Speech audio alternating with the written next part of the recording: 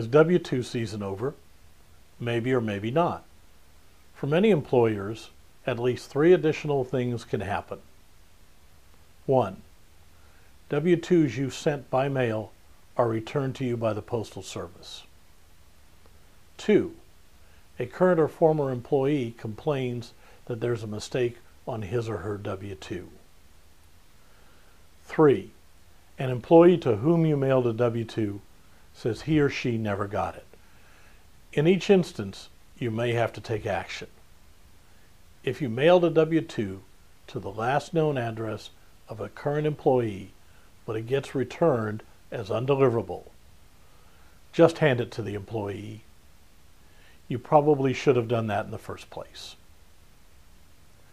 However, if it's a former employee, the IRS states that you are required to keep for 4 years any employee copies of Forms W-2 that you tried but could not deliver.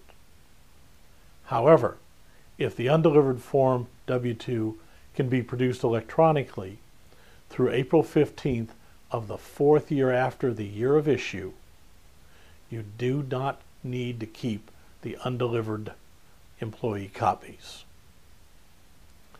If the W-2 has an error, the required action depends on what is wrong. For example, the Social Security Administration and the Internal Revenue Service don't really care if the address is incorrect.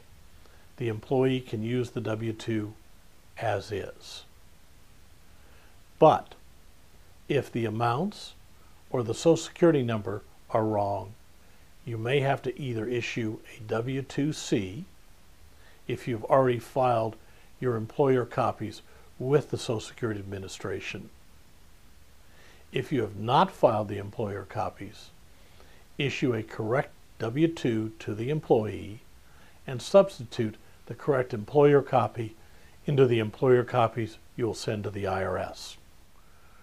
Remember, your filing deadline for sending to the Social Security Administration is different from your deadline to send the W-2s to employees.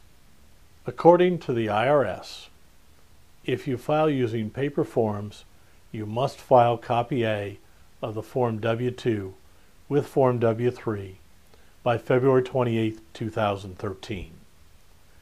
However, if you e-file, the due date is automatically extended to April 1st, 2013.